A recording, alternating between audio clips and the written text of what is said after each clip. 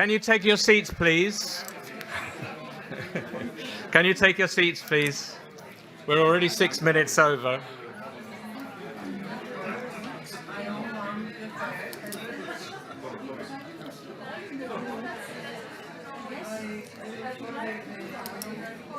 There's too much networking going on in here. You've got to stop all this networking.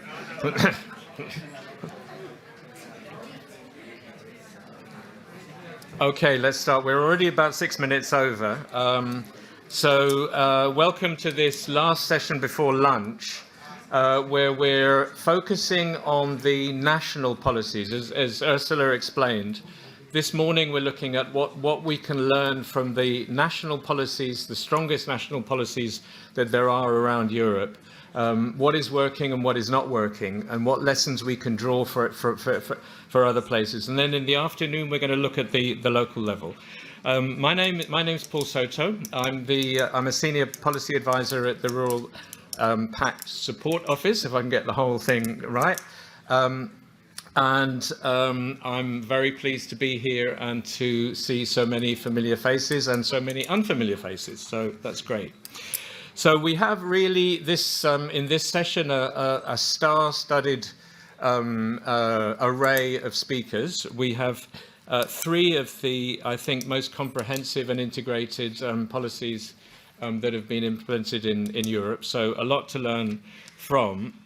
And the first speaker then will be Juana López Pagán, who is the Director General in the Ministry for Ecological Transition and Demographic Challenges. And she will speak about the National Strategy and Action Plan against depopulation, which is, I think, probably one of the biggest that there is in Europe. 130 measures.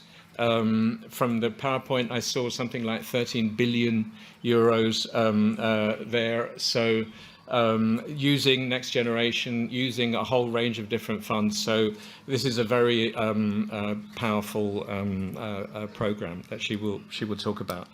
Then we take the plane and we move from the plains, the central plains of Spain, up to the northernmost reaches of Finland, and the severe conditions that are being faced in the Finnish northernmost areas often. And here we will have Auli Sivola, who will be talking, but also with the support of Maria McPartkin, from the Ministry of Agriculture, and they will talk about a new program that is being carried out by a parliamentary committee, a multi-party parliamentary committee, which adds to and is on top of the very strong integrated policy that Finland already has. So it's an additional policy there. Finally, we take the plane all the way back to the central part of Italy, where we will hear about how the Italian government is dealing with the depopulation that again is happening in the inner areas of Italy, with their inner area strategy. This was a policy that focused on supporting integrated strategies at a local level, whereas I think you'll see for the Spanish, it's supporting it at a national level. So it's different approaches in the delivery, which I think you can learn from too. So without any more ado, I pass the word to Juana López. 10 minutes each. So, sorry, can I explain? Each of these programs are worth a whole morning of discussion. We only have 10 minutes for each, so we ask the speakers to keep to that so that we can have a discussion afterwards. Okay, Juana, please. Many thanks. I try. So, well, good morning, and thank you thank you very much to invite to the Spanish government to be part of this seminar, and thank you very much for the context, because part of the question that I have to share explain in that moment the idea and the public policy that the Spanish government have developed since 2020, because everybody knows that the population, the reality of imbalance between rural and urban areas is an old problem. But now we launched a national public policy. This current government launched this public policy, and this is a public policy very complex and very challenging. No, it's the name of a demographic challenge. It's very challenging because we start from zero, but we start with the knowledge of the many regions of our country that develop public policies thinking about territory. And for us, for our national level, it was very important to have the commitment of the regions and local governments to develop, to think which are the public policies, the drivers that we need to put in the center, in the priorities of the Spanish government. I have a presentation, but maybe I can use this. Or I don't know. This is the correct button? The green one.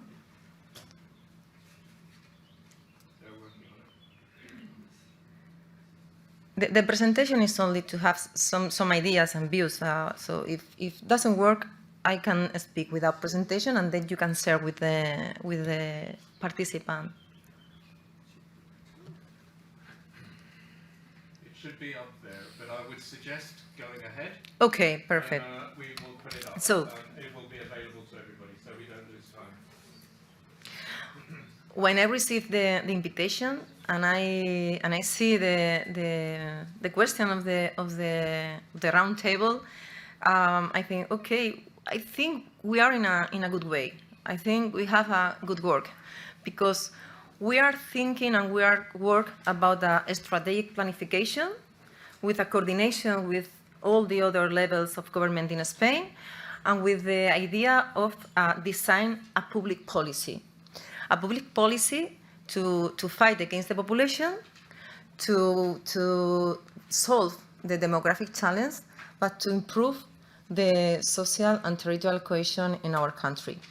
So, as our President Sanchez says, the demographic challenge is a democratic challenge, because the challenge is to provide the same rights and opportunities in our territory. And this is the main issue that all the days when I woke up and I go to the office and I think, oh my God, this is very difficult. We need a lot of public policies, full connectivity, housing, mobility, infrastructures, many things have to happen to solve the situation, to unbalance the situation of the rural and urban areas. So in 2021, the government of Spain approved the first national action plan, the national of the 130 measure against demographic challenge. 130, 140, or 150, a lot of measures. Measures that we define with the other ministries of the Spanish government, not only with my ministry or my general direction. No, we work close with the other ministries. Education, culture, innovation, tourism, mobility, urban agenda. So we define for the first time a crazy plan that we do in the meantime that we are negotiating the next youth generation. So many things happen in this month. But finally, we obtain a huge commitment with different public policies inside this plan, but a huge commitment with budget, with the 30 million euros dedicated for the territory and for the citizens that live in the territory. The national plan are oriented towards different goals. economic diversification, promotion of innovation, full digital connectivity, improve of the relation of rural and urban areas, provision of basic service, and incorporation of the territorial and rural perspective in the mechanism of the decision-making process. So the rural proofing is one of the main issues that in the first moment we know that we have to introduce in a different logic in the idea of the designing of public policy. Because in the past, always design public policy by a view, sectoral view, but not a territorial view, not a transversal view. That is the example, for example, valga la redundancia, sorry. Okay, don't worry. I think, okay.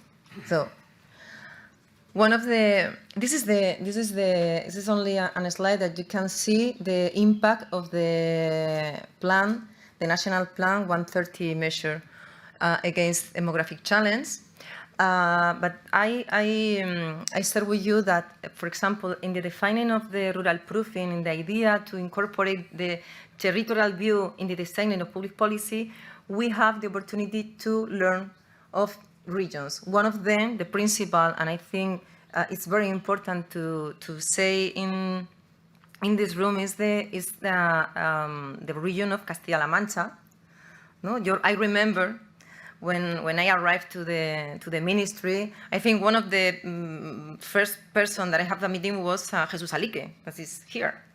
So very important in my life that Jesus appeared with a huge commitment, with a planification, with a proposal of law that put in the center the territory. And we had the opportunity to learn a lot, not only from Castilla-La Mancha, but principal with regions that suffered this imbalance and this lack of rights and opportunities. So thank you very much, colleagues of Castilla-La Mancha, for the work, for the joint work, and to learn a lot about the public policy that we need to put in the center in the territory. One of the principal concern when we start to design this public policy is to build a good alliance, a good partnership between local levels, regional levels, but economic and social sectors, social society.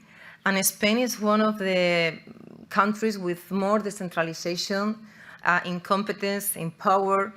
And for us to build a state public policy, it's important to do jointly with the rest of the levels of government. So we define and we work very close with them to be part of this map of the governance. We have a body with all the ministries have the opportunity to define the national public policy, and then we have another body when we have the opportunity to discuss our ideas of the national government with the regions.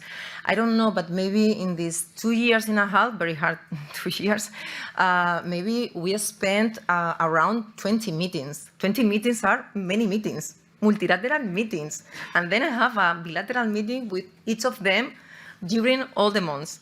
So I think we built a group of confidence and we have a common commitment independent of the political science or approach. Okay, 9 minutes. Very fast. Then suppose I have the opportunity to share in the networking or in the groups. But it is important to share with you today that we are receiving the Spanish presidency. So this is one of the main priorities for our government.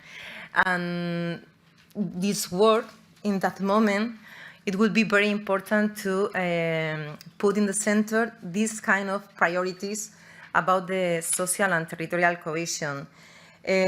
Which are the priorities of the Spanish?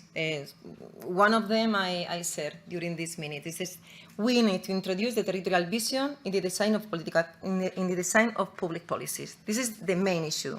This is the rural proofing issue. This is the long-term vision. This is the Agenda Territorial Agenda 2030. This is one of the main issues. And this kind of thing have to appear in some conclusion of the European Council. So bring out together, so because we need allies for them. Then I usually use a concept that maybe is not new, but I want to share with you that this is that we need a new territorial contract. We need to build a synergic circle between urban, medium, and small cities. So we need to connect this reality. This is not realities that are apart. I think the COVID-29 show to us many lessons. So one of them is we need to build this. And the urban areas may feel that the population and demographic challenge is their problem too. It's not only the problem of the rural areas. So this is one of the questions very important in the priorities. So I finalize only to invite to you to the main principal event that we held in Spain. One of them is the High-Level Rural Policy Forum. This is organized by Agriculture Ministry, but it's very important. It's in Sigüenza, 27 and 29 of September. And then the other is the Spawn Week, Spawn Seminar that organized by me, by my team. So please join to us. Thank you very much, and I'm so sorry.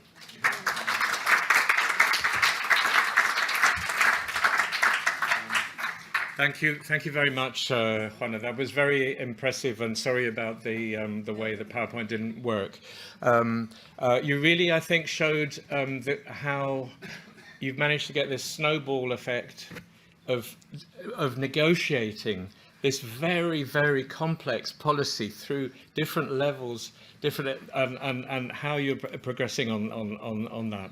And these priorities for the next for the Spanish presidency are really important to keep in mind. So introducing the territorial dimension into policies, keep that in mind.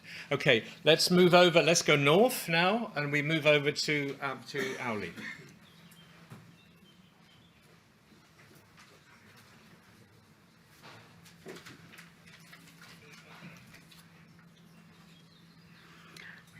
Hello, so I am Auli Siihola from the Ministry of Agriculture and Forestry in Finland, and I'm presenting you a small glimpse of what we are doing, especially in sparsely populated areas in Finland.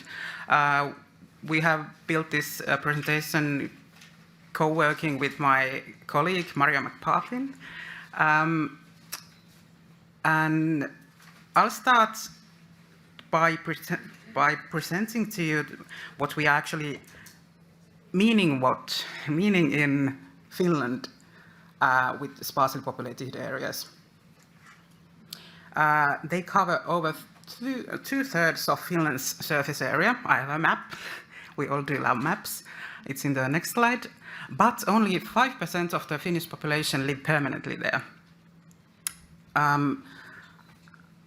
83 municipalities are totally accounted as sparsely populated, but we have a rural-urban classification that shows that almost all the municipalities in Finland have some parts of them sparsely populated. And let's go to the map. So, sparsely populated areas in Finland are showed in green color in this map. Mainly focused in northern and eastern parts, but as said, the densely populated southern and western parts of Finland also do have them. And with this policy, we are trying to broaden the concept of sparsely populated policies, also in the densely populated areas. We have a couple of examples drawn from the map. City of Rovaniemi, the main capital of Lapland area in Finland. It has a dense urban area, but very vast sparsely populated areas. The scale is about, I think, 70 kilometers wide, the surface of city of Rovaniemi. So most of the city is sparsely populated. So that takes us as in regional policies in Finland, we are working closely together with urban policies when using these kinds of classifications. You can find more information about this spatial data if you want. We can also give you links and some more information about that if you are interested. But here are the areas we are working with this, as Paul said, additional national tool.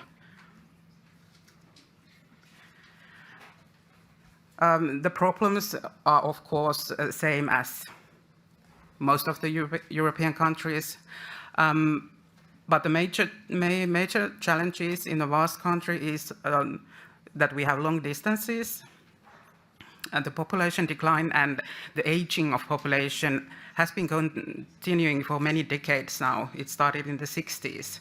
So we are,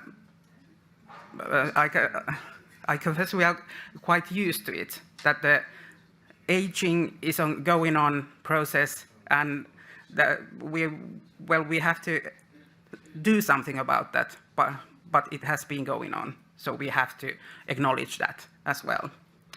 That is, of course, weakening of the dependency ratio, and the public and private services are naturally centralizing in just a few locations. The two last government programs have had special plans to enhance the situation in especially these areas. So there was the sentence that an action plan should be drafted for areas with a declining population. So what we decided to do in Finland, that we would add up a parliamentary working group on sparsely populated areas in the last period of the governments in Finland. Well, as Paul said, we have a very well-working rural national policy committee in Finland, though this adds up on top of that. This is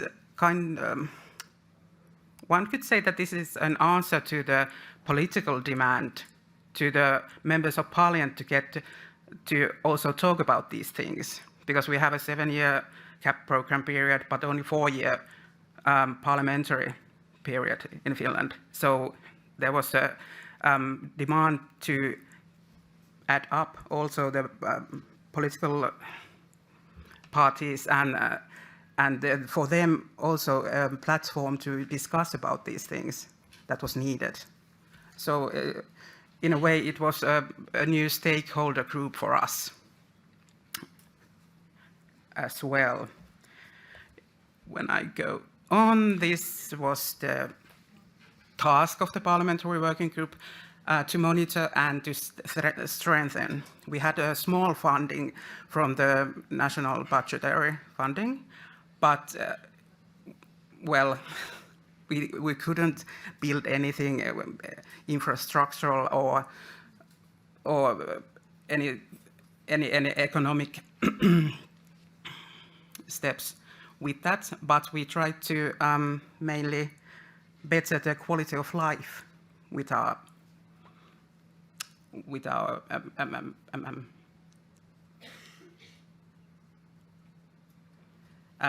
main themes that you can see here: vitality, education, multi-locality, and the long-term processes that we wanted to change. So the group has 13 members from all the parliamentary parties, and we have been hearing the different stakeholders and rural actors and working closely with the Rural Policy Committee of Finland. So I think that the multi-governance party we have been quite good at. And what the ministry is doing, we are governing and funding the work of the group. So as I said, we have a small funding budget, 8.5 million euros for 2 years. The working group has decided what to do with the money. We are mainly funding projects developing cultural activities and rural tourism. And with these teams, you can see that we were working during the COVID pandemic. So that's why I think that the quality of life and the cultural activities there was a lot of discussion about that. That would be the right time and space to do now, because we didn't know what was to come and how long the COVID pandemic was going to last, and there was also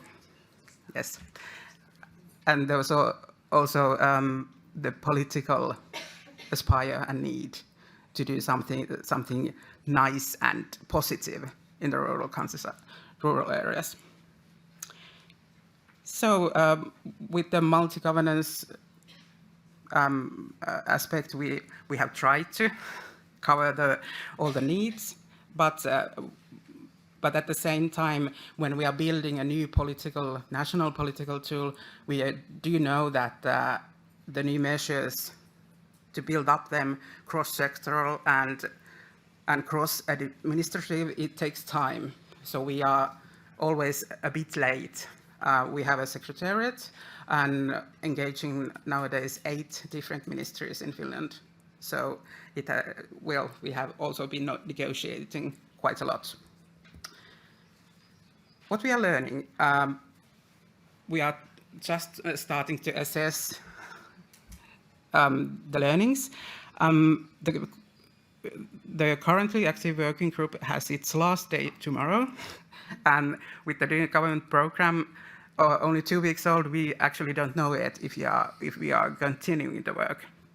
Hopefully, we'll know more in August when we come back from the summer vacations.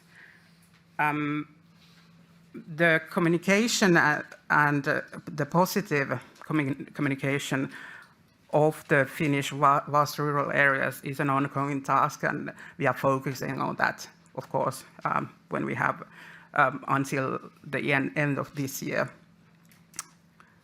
But yes, hopefully we may be able to continue the work. We have now built the connections and also to the members of parliament. That was the new thing we were achieving with this national political add-on tool. And well, it's good that you will have the presentation. I have my last slide is about how rural proofing is continuing to be used in Finland. It is obligatory, but last year there was a guidebook for the legislative drafting made, and we are hopefully getting more people to use it. So, thank you.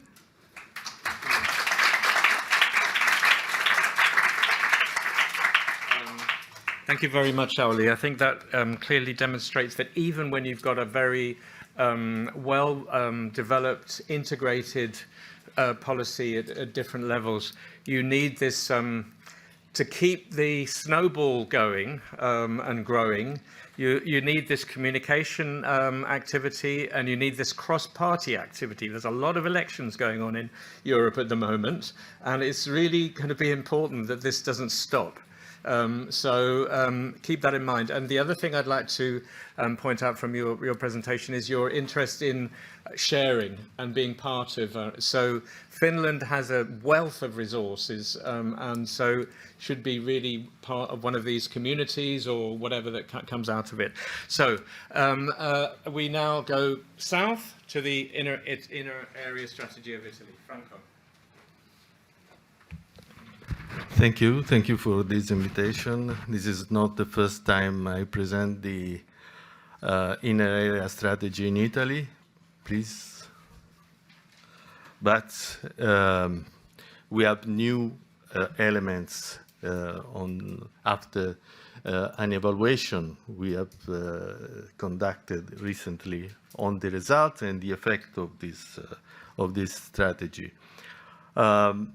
Why do we call this inner area? Because these are remote areas, far from the services, far from the infrastructures.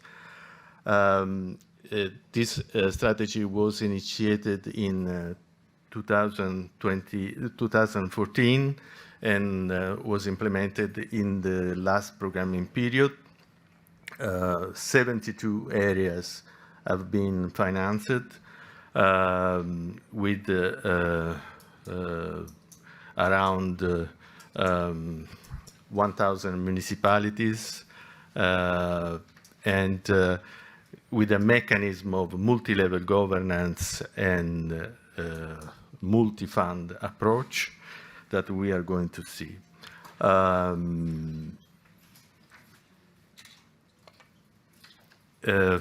Inner area are distributed along the Alps and the Apennines, especially in the mountain areas.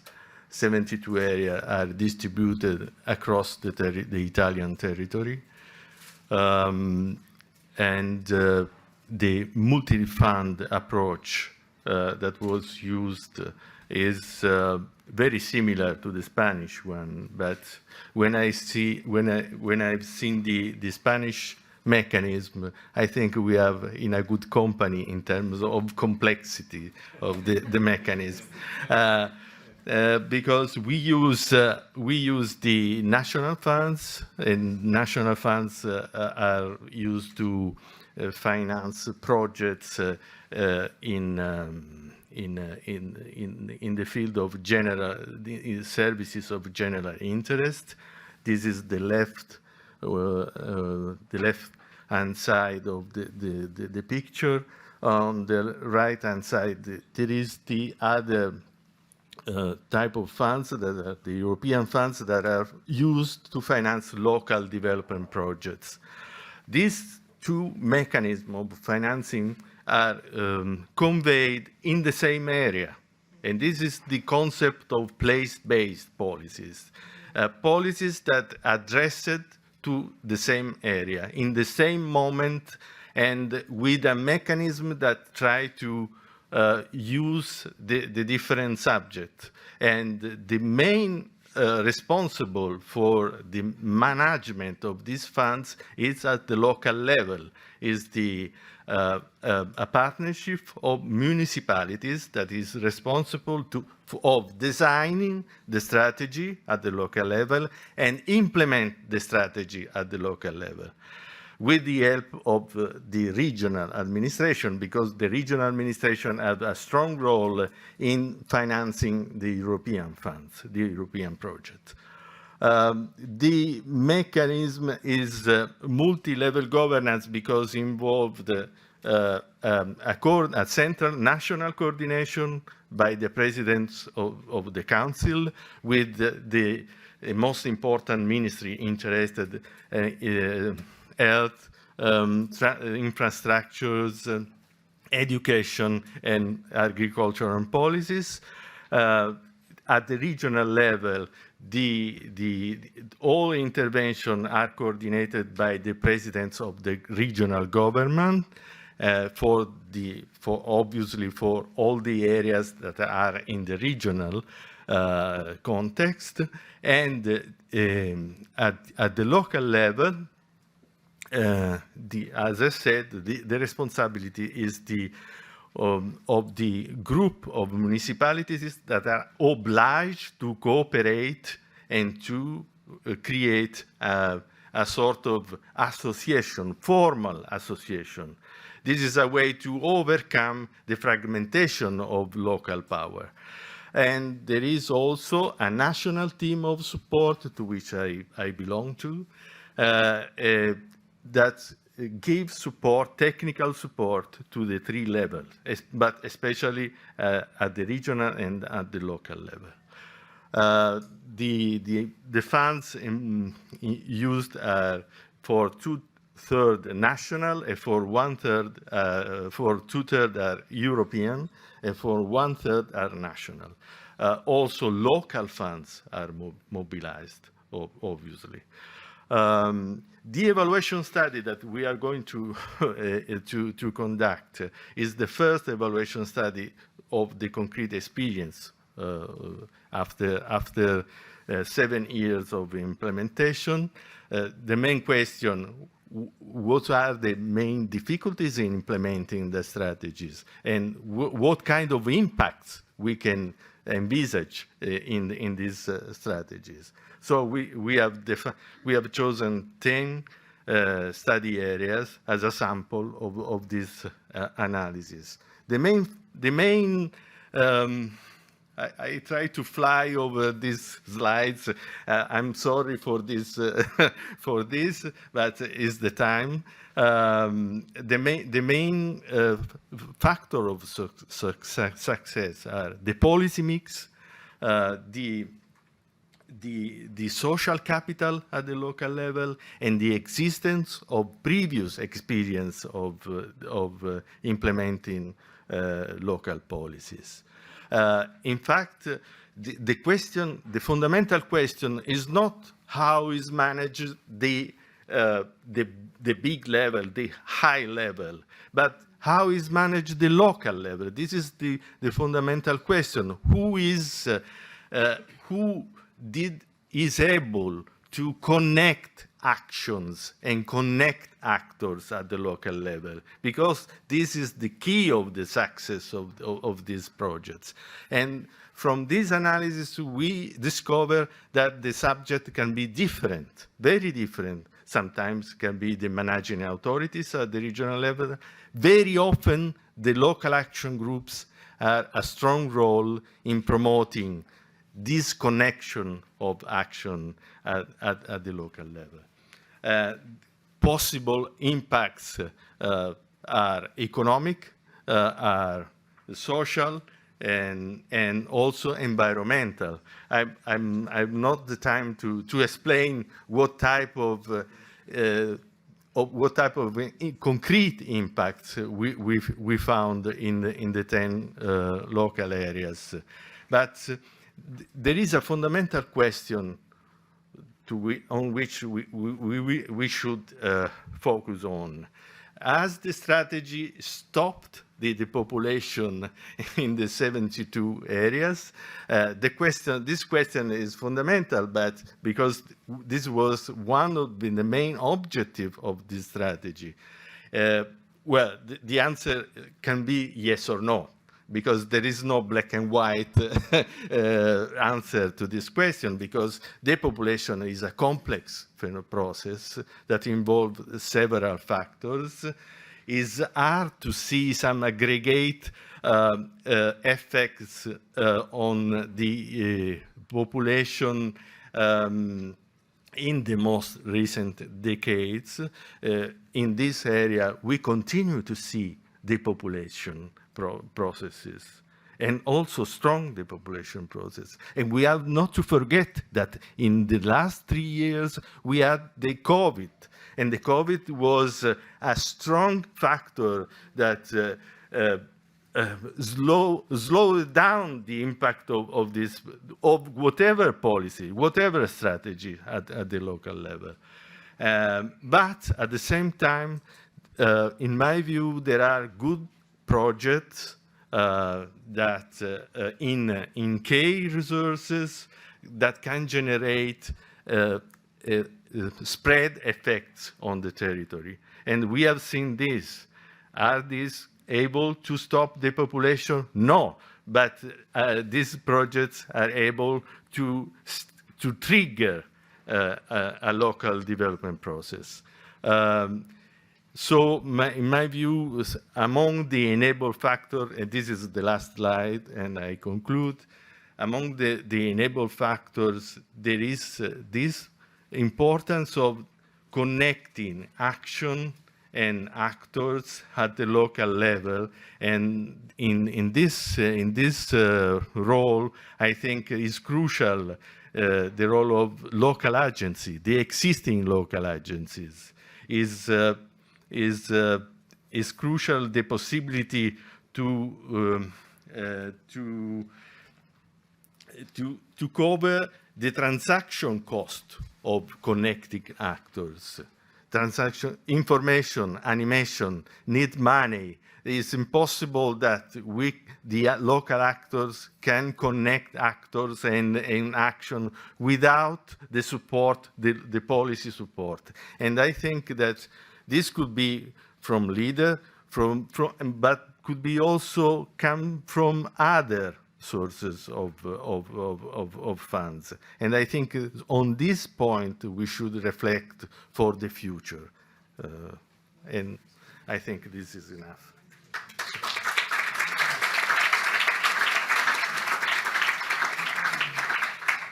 Thank you, Franco, and for those two really, really important questions we have to bear in mind. I mean, the extent to which these policies, even when they're really worked through at all levels, they slow down the population. How, you know, I think we had the same discussion with Finland, that the conditions are so severe that there is a tide moving in one direction, and one can have an effect, but it's difficult to change the tide. That's one thing. And the other thing I just wanted to bring out is that your focus on building linkages at local level.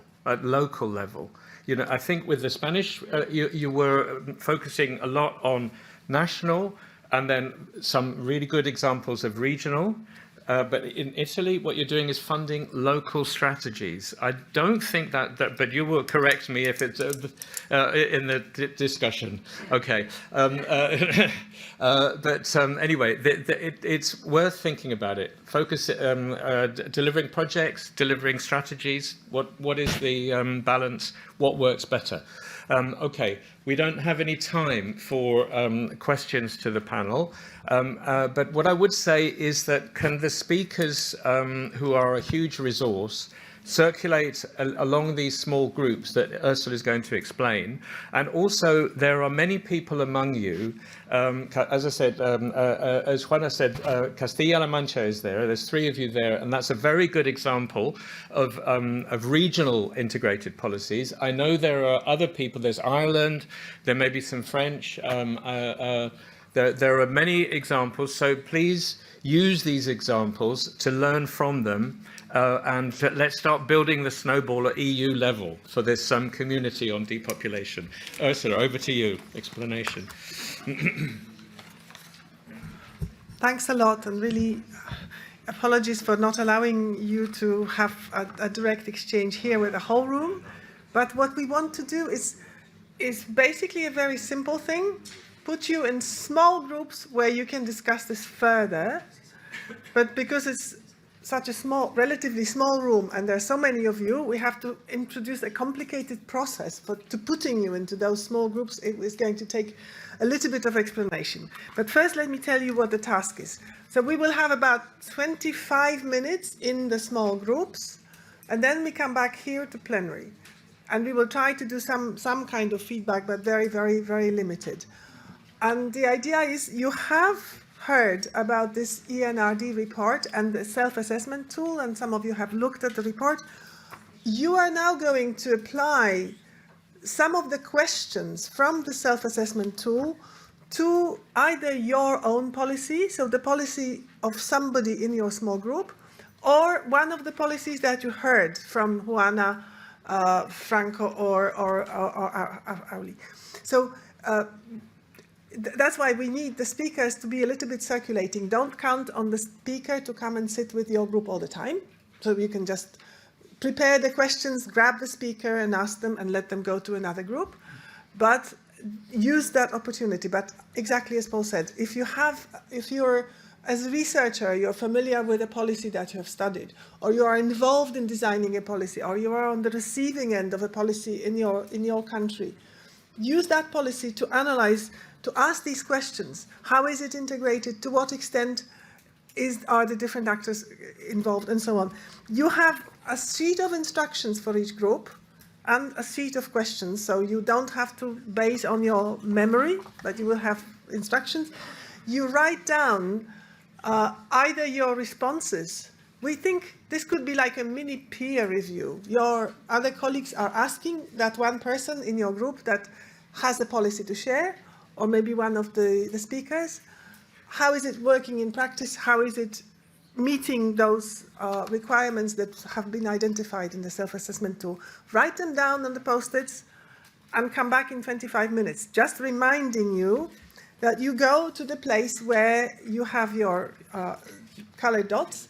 Just remind, if you have a light green dot, it's there at the end of the room on the left, my left. Then the next pillar is the yellow people, and then there's the silver group here, and then there's the dark green dot here. On the other side of the room, there's the red group, there's the blue group, there's the black, and there's the orange group. Now, the other groups in the bigger room, right next door, is the people with the white dot with an orange in the middle, white dot with a green in the middle, white dot with a blue in the middle, and the gray dot. And then further away, there is a white-green group with a pink and with black. My colleagues, Julie and Patricia, will help you in the breakout rooms. For the people who don't have a dot, and there are quite a few because some people have turned up who have not registered. There are people from the European Commission who theoretically are not dealing with national policies, but they can go wherever they want. And also the other people who don't have a dot because we simply ran out of colors, they can go where they want, or they can go and stay here. Sorry, there's also dark blue at the very end of the room in the middle, and there's the other colors are here. For the people staying in this room, we will make small circles next to your dots so that you can have more freedom to discuss. But the other people, they will be making their space there. Don't forget, come back in 25 minutes. So let's say 12 sharp. Thank you very much.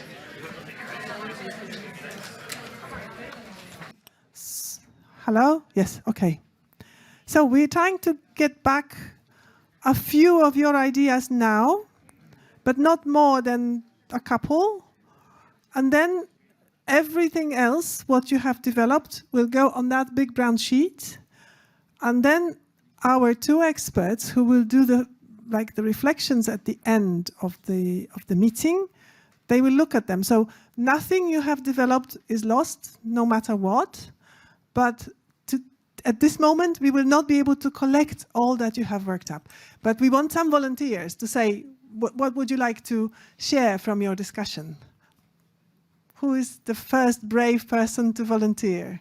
Oh, okay, great. This group here.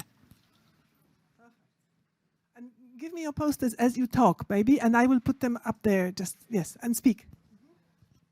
Okay, we have many post-its. We were the blue group. We were a people of curious people about the things what's going on in Castilla-La Mancha, because there is a tax law in force 2 years ago, which helps the people to come into the rural areas, because with this tax law, the low taxes, engaging the people to going into the rural areas, and everything comes after the tax law is, for example, new shops open, new bakery open, and things like that. For example, there is an important thing about it.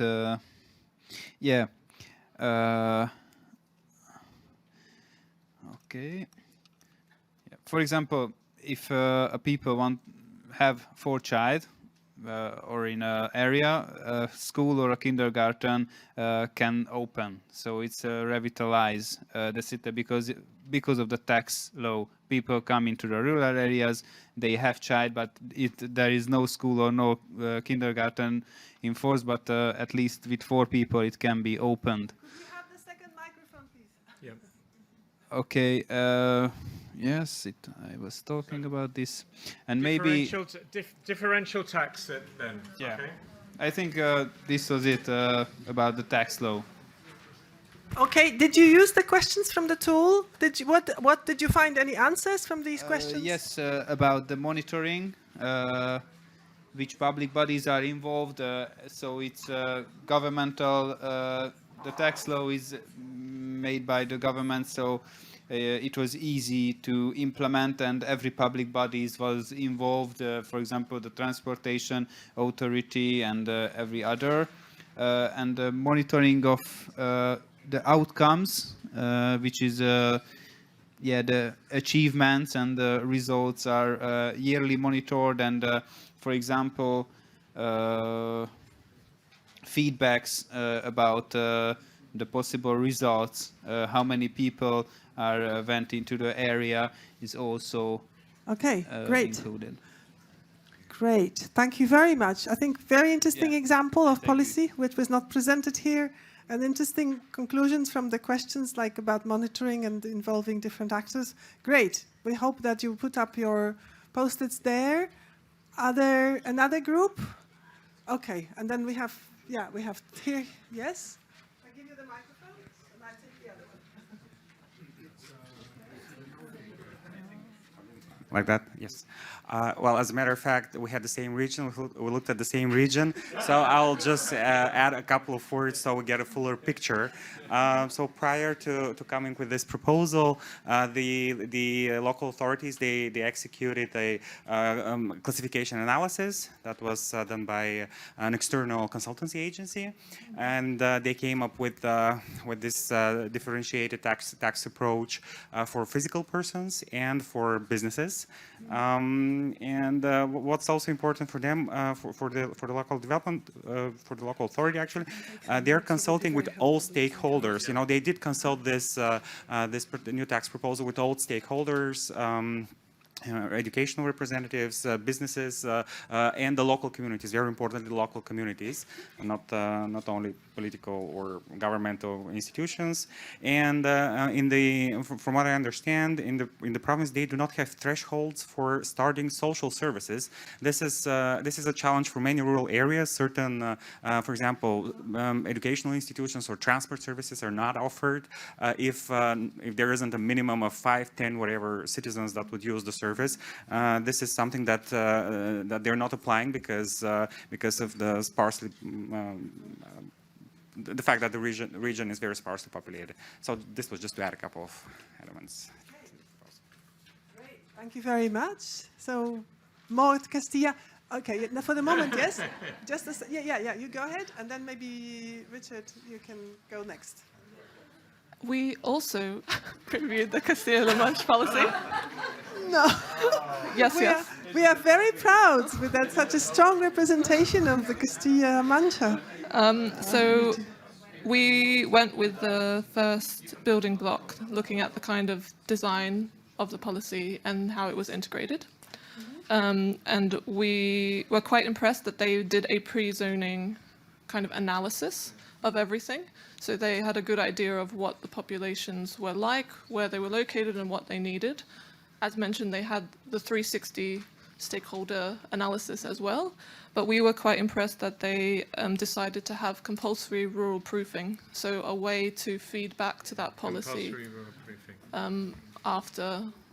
after it had been implemented. So that was our point from this policy. Yes, very good. So maybe for an example that was not Castilla-La Mancha for a change. Richard, you have the microphone behind you. Maria from Portugal. Okay. Yes. Hi, from Portugal. We use one Portugal example and also one concept that all of us know, that is social innovation. And social innovation is my focus in my PhD research thesis in human ecology. So one ecologic perspective about social innovation and how we can understand social innovation as a social and political capacity to innovate. That is the definition of Muller from Leuven University. Well, 4 years ago in Portugal, 2019, it was launched a decree law with the name of Jovem Empresário Rural. In English, we can translate it as Young Rural Business People. And it was created with two main objectives: to articulate farming, agriculture, as we already heard this morning. Rural is beyond farming and agriculture, and we need to articulate it with other sectors. That is basic, but in practice, we know that is not so easy. Also, when we want to attract young people to inner rural areas where sometimes we don't have infrastructures, we don't have education and sports and culture, so it's very, very challenging. Well, and I studied in one national research 3 years ago about that legal figure, and we talked, make interviews, questionnaires with young people in Portugal, and young people doesn't know that this legal figure exists. So it's a common problem, not only in Portugal, I know.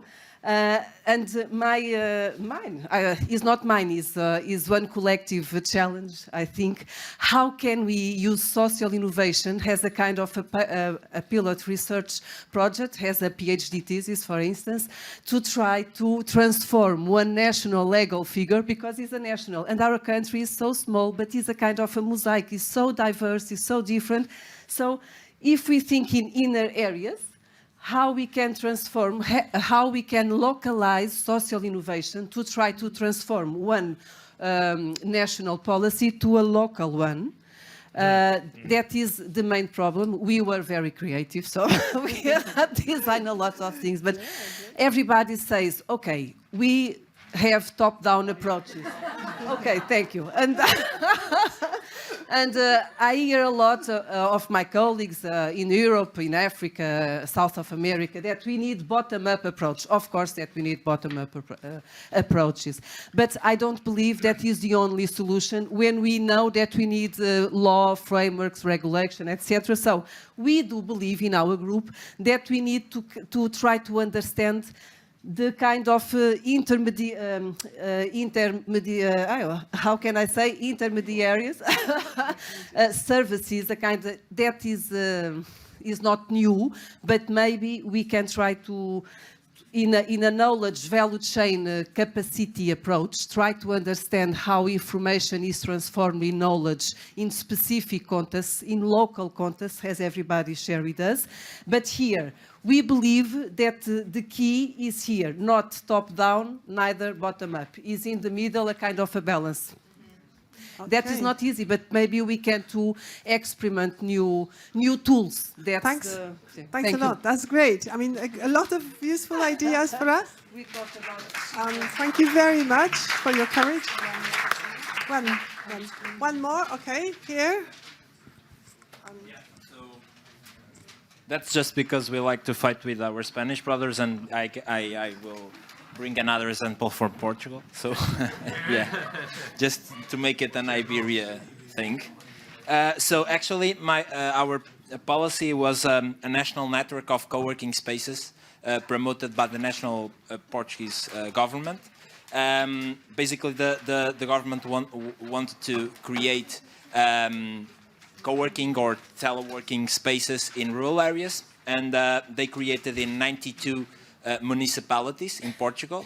In rural municipality, we have 160 rural municipalities, so more than half of them have that co-working space.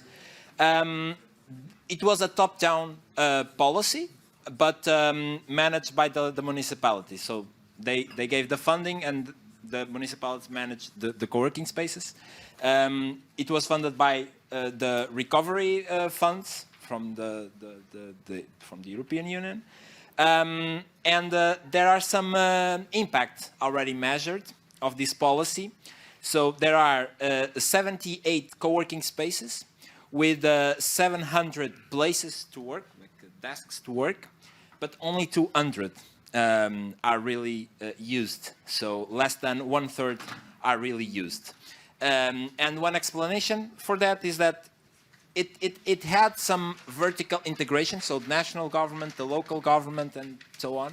But the stakeholders, the horizontal integration was not so good. So the other stakeholders from the community, the businesses, the entrepreneurs, the social innovators, and so on, were not engaged, and most of them just don't know that space exists. So yeah, a good policy, a good example. Many of the other countries are working on remote working in rural areas, but it's difficult if you don't engage the community and especially the remote work community. So yeah. Exactly. Thank you very much. So precisely, very good lessons that you have come up with.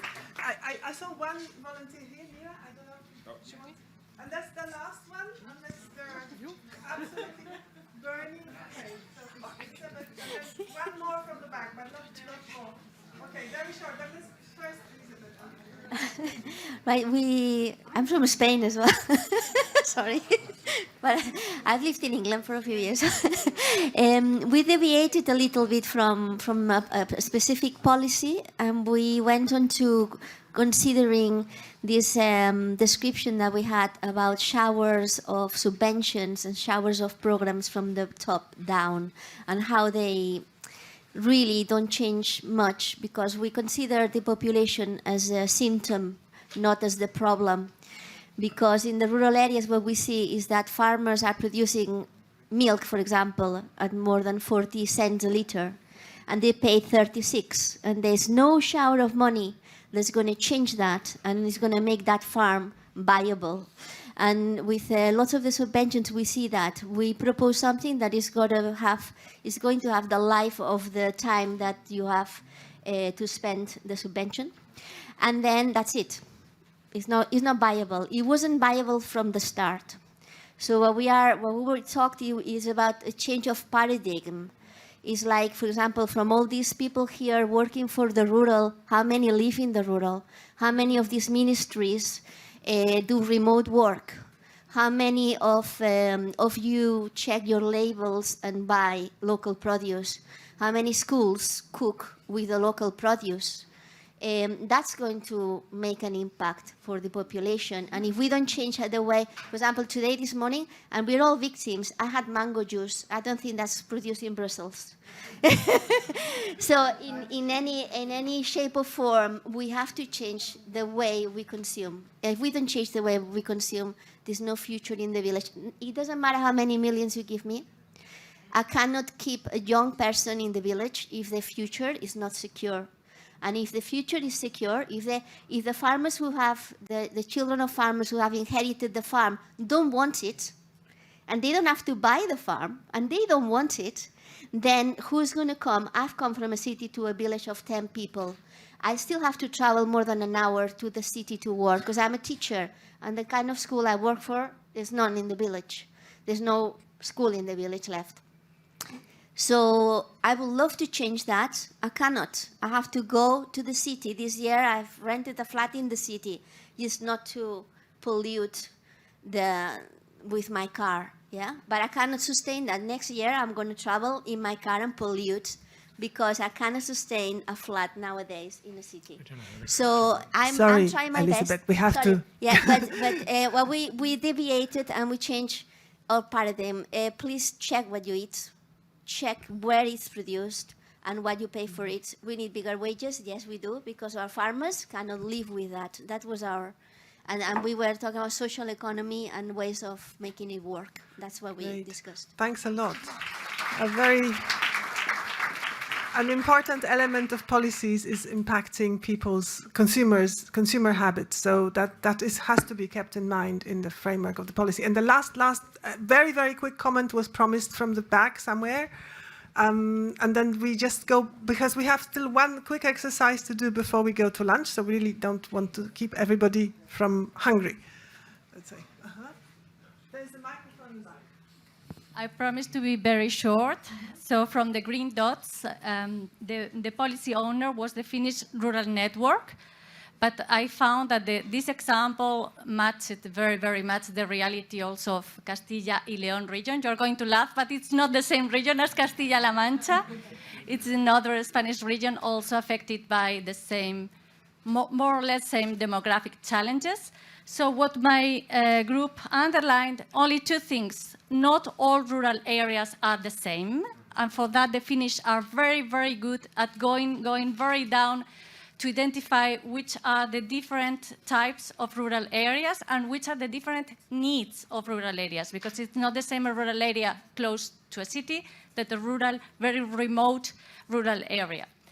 And the second point that I found very interesting, because we are hearing about it more and more, is the concept of smart shrinking. Maybe we cannot stop depopulation, but we can make that people living in rural areas live in a smart way.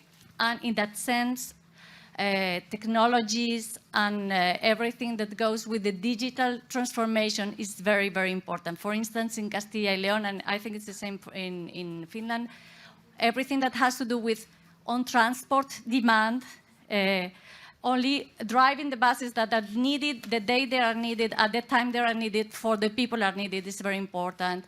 Digital care, everything related to new technologies to try to making these people have the same rights that in people living in towns is the most important. Thank you very much. Thank you. Great. Many thanks. And I think this is the time to ask Patricia, just to explain. You have explored very, very interesting examples of policies, but you have also used, some of you at least, have used the questions from the tool. We would like to know more, your reaction about that. So the last exercise before we go to lunch will be a Slido. So, Patricia, you want to come here and present it, or you just...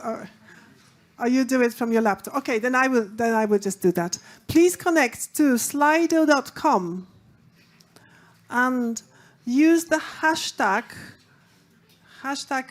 Rural Pact Policy Lab, I think. So that's at least that's how I read that acronym. So RPPL, and then scan the QR code. Or scan the QR code directly. You get to the poll, and you have two very quick questions, very simple questions.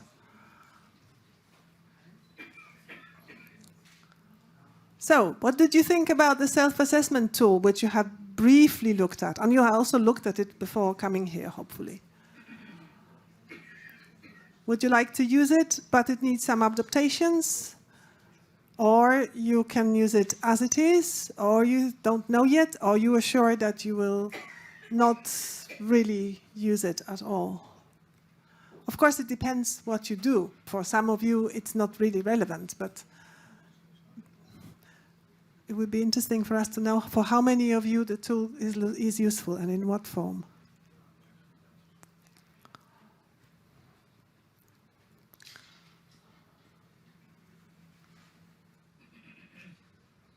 Okay. We've got 47 replies, 49 now, 50. Very good. A lot of people have joined. And I think it's between the use in the present form and the need for some adaptation, it's more or less a very, very equal game. So yes, the tool is useful. And then we will, when you finished responding, I don't know, 57? Well, probably if we get up to 60 would be nice, but maybe that's as much as we can hope for. It's not been growing very quickly, so I think we can, we are 60, that's probably very good. We go to the next question. The next question is basically, what would you suggest as improvements to the tool? So if you have any ideas, we just take a moment for you to write them down. And even if we don't manage to look at them all now, we will be looking at them after the event, and this will be taken into account. Because the tool can be a very, I think, something that could be put on the platform and people can use it from the platform. That's one way of making it useful. So give us your suggestions.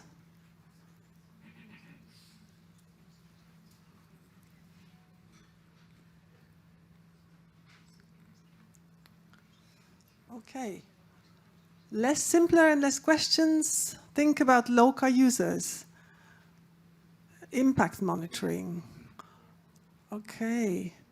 Communicate more simple. So it has to be more simple, and the communication aspect and the language and the usefulness for local people, I think, is coming up. But yeah, I am not able to read all of them. They're coming. You are coming too quickly, but that's good.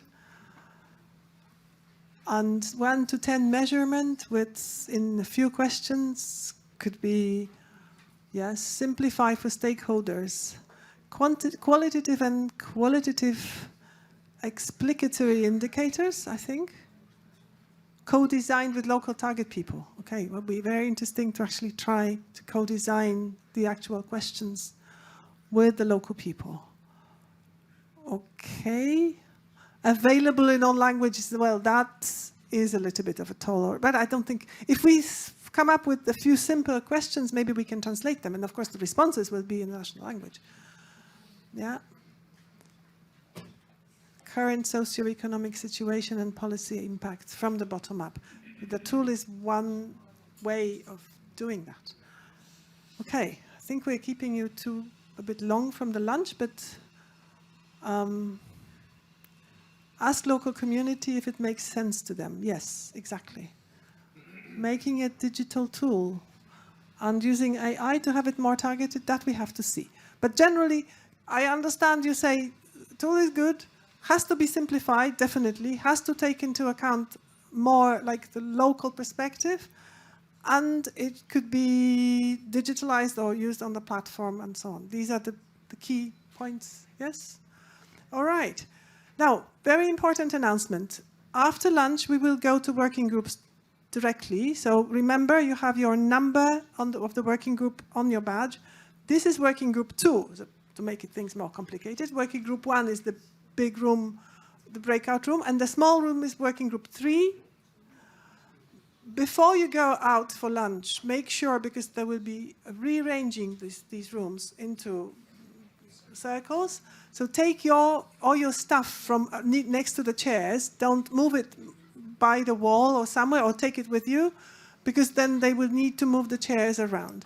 Don't forget there is a photo frame, a photo booth, a photo frame, a place where you can take your pictures with the logo of the visual identity of the Rural Pact to mark your visit in Brussels. Don't forget to use it. It is downstairs in the same place where lunch is and where the coffee break was. So use it and come back. So we meet at 2 o'clock. And don't forget to put all your remaining Post-its on the brown paper. 2 o'clock here in the 3 working groups. So not here, but see your badge. Thank you very much and enjoy the lunch.